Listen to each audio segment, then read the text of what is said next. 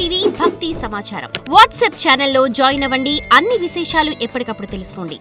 నమస్కారం, ధర్మ సందేహాలు కార్యక్రమానికి స్వాగతం.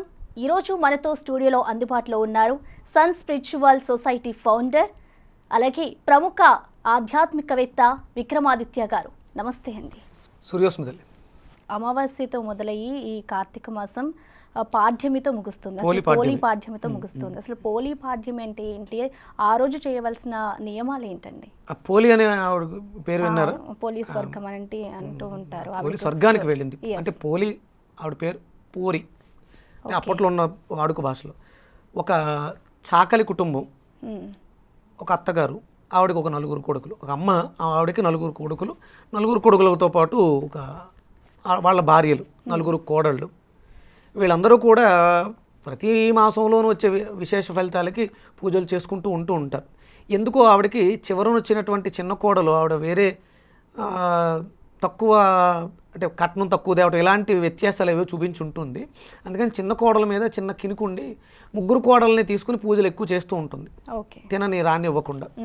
ఇక కార్తీక మాసంలో ఆ చివరి రోజు ఏదైతే ఉందో అది కనీసం అంటే నెలంతా చేయటం కుదరలేదు, కనీసం అమావాస్య ఈ పాడ్యముల్లోనైనా మనం చేసుకుందామని చెప్పేసి నా అమ్మాయి అనుకుంటుంది. అప్పుడు కూడా అంటే మనం పూర్వం ఏ పూజలు చేయాలన్నా ఇలాంటి పూజలన్నీ కూడా నదీ పరివాహక ప్రాంతాల్లో చేస్తే ఫలితాలు ఎక్కువగా ఉంటాయి.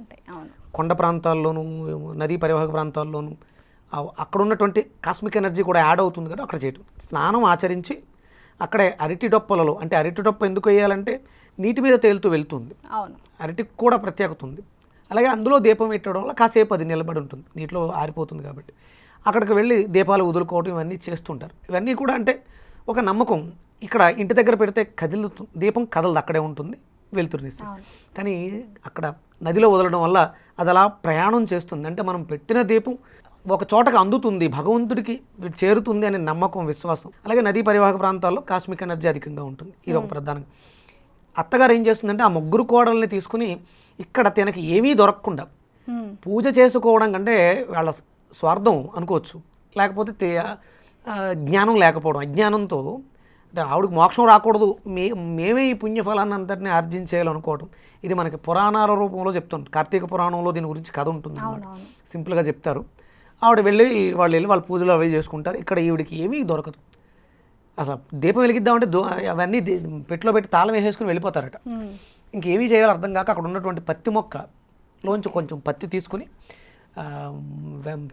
చిలికిన మజ్జిగ కవ్వం ఉంటుంది కదా, కవ్వంలో ఉన్నటువంటి కొంచెం వెన్నని తీసుకుని ఒత్తికి రాసి నూతి దగ్గరే శిరస్నానం చేసి తలమించి స్నానం చేసి ఒక చిన్న ప్రమిదలో ఆ వెన్నతో పెట్టినటువంటి దీపాన్ని పెడుతుంది.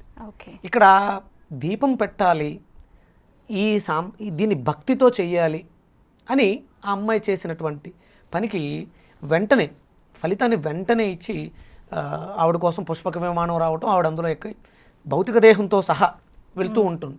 ఇది నదీ పరివాహక ప్రాంతంలో ఉండి పూజలు చేస్తున్నటువంటి వీళ్ళందరూ గమనించడం, పోలి స్వర్గానికి వెళ్తుంది అనే మాట. తద్వారా అంటే వీళ్ళు అజ్ఞానంతో ఇది కేవలం మాకే దక్కాలి, తనకి రాకూడదు అనే స్వార్థంతో, భక్తి లేదు, ఏదో చేసేయాలని చేసేసరి అమ్మాయి ఆలోచించింది, దీపం పెట్టడానికి ఏం దొరుకుతుంది అనే మార్గాన్ని వెతికింది.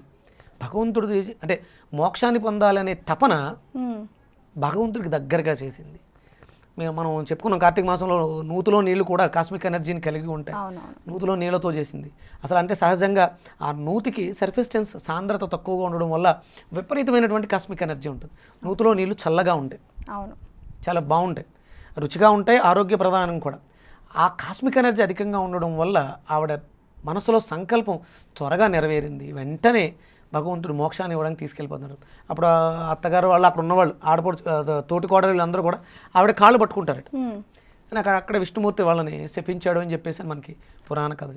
అంటే ఆవిడ ఇక్కడ మనకి భక్తిని చూపించింది. ఏమి ఇవ్వలేదే, ఏమీ లేవు కదా ఆవిడ దగ్గర. కొంచెం వెన్న, ఆ కవ్వంలోంచి తీసినటువంటి కొంచెం వెన్నని, చిన్న ఆ పత్తి మొక్కలోంచి తీసినటువంటి పత్తి దూదితి తడిపి అగ్గిపొల వెలిగించి దీపం పెట్టుకుంది. భక్తితో చేసింది. ఇక్కడ భక్తిని చూడాలి, నమ్మకం, విశ్వాసం ఆవిడ్ని ఇమీడియట్గా వెంటనే దీపం వెలిగించిన వెంటనే మోక్షాన్ని ప్రసాదించింది అనడానికి ఈ పోలి స్వర్గం. అంటే మనం ఏం చేస్తున్నా ఆడంబరాలకు వెళ్ళకూడదు, భక్తి ప్రధానం. భగవంతుణ్ణి అంటే భగవంతుడు అంటే ఎక్కడో మనకి కంటికి కనిపించకుండా విగ్రహ రూపంలో దేవాలయాల్లో ఉన్నది కాదు, ప్రకృతి అంతా కూడా వ్యాప్తించి ఉంది. ప్రతి మనిషిలో కూడా ఆ భగవతత్వాన్ని చూడగలగాలి. వీళ్ళు అది చూడలేకపోయారు. స్వార్థంతో తనకి ఆ ముక్తి మోక్షాలు కలగకూడదు అంటే మొదటి ముగ్గురు కోడళ్ళు సంపన్న కుటుంబాల నుంచి వచ్చారు. ఈ అమ్మాయి కొంచెం లేమి అనే కుటుంబం నుంచి వచ్చి ఉండొచ్చు, కానీ అమ్మాయి దగ్గర ధనం లేకపోవచ్చు, గుణం ఉంది, శ్రద్ధ ఉంది, భక్తితో భగవంతుడిని చేరుకుంది. అది అందరిలో కూడా ఇది కలగాలని చెప్పేసి ఈ కథను చెప్పడం ఆదర్శంగా చెప్తారు. ఇలాంటివి ఈ పురాణాలు ఎందుకు చదవాలి అంటే మనలో ఆదర్శం పెరగడం కోసం, మనలో నమ్మకం, భక్తి, విశ్వాసం పెరగడం కోసం. ఇది మన హిందూ సనాతన సాంప్రదాయం యొక్క విధి.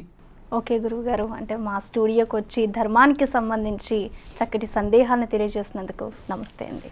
సూర్యోస్మి తల్లి. For more videos like this, subscribe Big TV channel.